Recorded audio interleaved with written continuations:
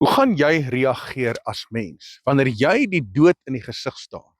Hoe gaan jy reageer as mens wanneer die omstandighede jou forceer waar jy ervaar en beleef, maar hoorie so, ek kan moontlik my lewe verloor? Wat gaan jy doen as mens? Hoe gaan jy reageer? Gaan jy anders te bid? Gaan jy anders te funksioneer? As jy moet weet dat môre, die dag van môre, gaan jy tereggestel word.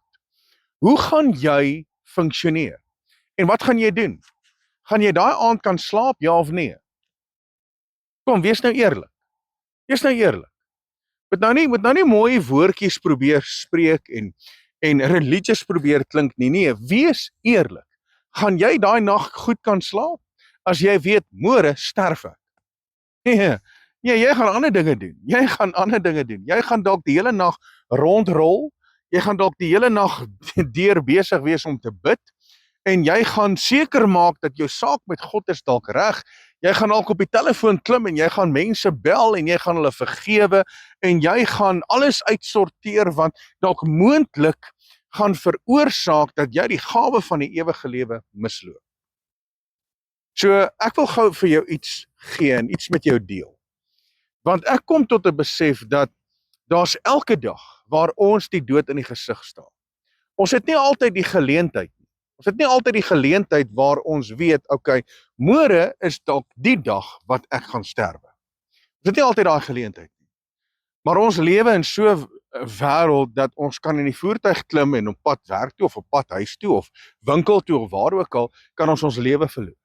Ons kan selfs by die huis waar daar dalk moontlik iets kan gebeur, kan ons dalk ons lewe verloor, selfs by die werk ook. So ons het nie altyd daai geleentheid waar ons weet, maar hoorie so môre gaan dit gebeur, so nou moet ek regmaak. Ek wil gou iets vir jou lees. Nou luister gou wat gebeur hier en dan wil ek met jou praat daaroor. Die woord kom in die boek van Handelinge hoofstuk 12 en hy praat oor Petrus wat gevange geneem word. En kyk wat doen Petrus. Nou luister gou vers 5. So is Petrus dan in die gevangenis bewaak, maar daar het 'n aanhoudende gebed tot Elohim deur die gemeente vir hom opgegaan.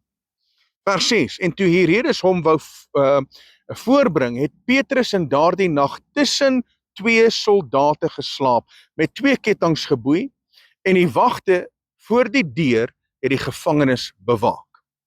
Hier is Petrus in die gevangenis. Nou kyk gou hier. Petrus weet dat Jakobus is doodgemaak. Hy is doodgemaak. Hy word in die gevangenis bewaar want die volgende dag word hy tereggestel. Hulle het alreeds vir Jakobus doodgemaak. Nou staan hy die dood in die gesig en hy weet dat die volgende dag, as hy gaan wakker word, die volgende dag wanneer die son skyn, gaan hy sy lewe verloor. Weet jy wat doen hy? Petrus slaap. Hy slaap. Hy het nie 'n saak nie. Hy slaap. Wat sou ek en jy gedoen het? Kom, wees nou eerlik. Jy sou jou naels gekou het. Jy sou jou hare uit die kop uit geruk het. Jy sou vreesbevange gewees het. En soos wat ek gesê het, jy sou almal gebel het en reggemaak het. En jy sou gebid het die hele nag, Vader, wees my genadig. O, Vader, ek wil net seker maak my saak is reg. Weet jy wat doen Petrus? Petrus slaap. Weet jy hoekom slaap hy? Want sy lewe is in lyn. Sy lewe is in lyn.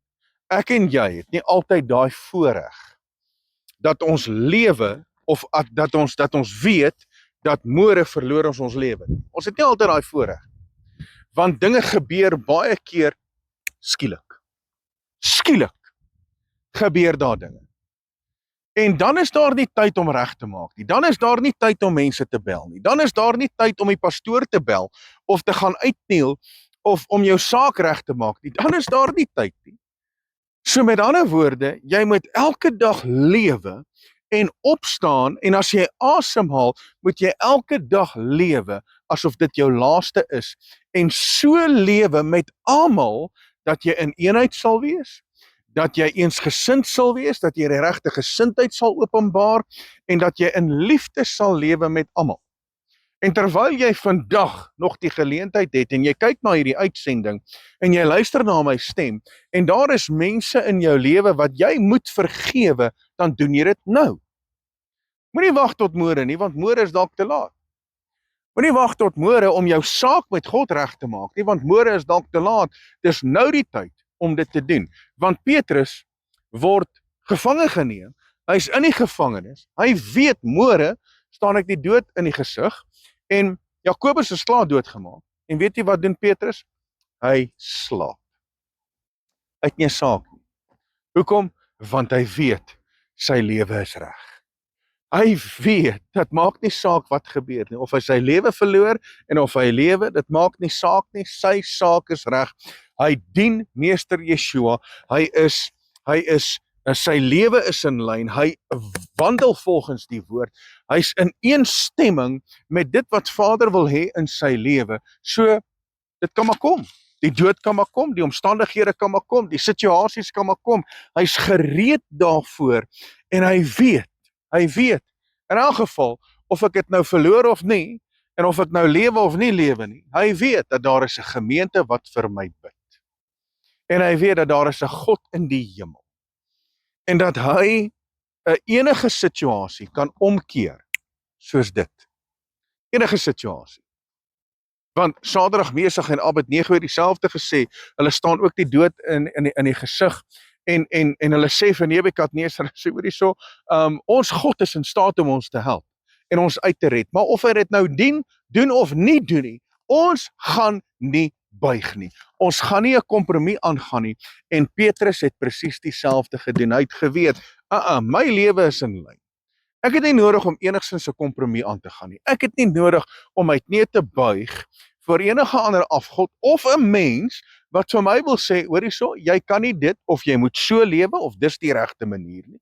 Nee, hy het geglo en hy het geweet wie sy redder is, wie sy verlosser is, wie die skepper van hemel en aarde is, en hy het daar volgens gelewe, en dis hoekom hy kon slaap. Nou is my vraag aan jou, kan jy slaap, wanneer hierdie goed gebeur? Kan jy slaap, wanneer die wêreld woed om jou?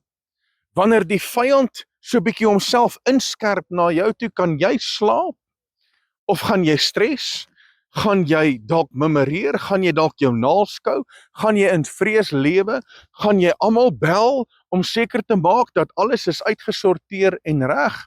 Of gaan jy kan slaap in die stroom van Vader se vrede?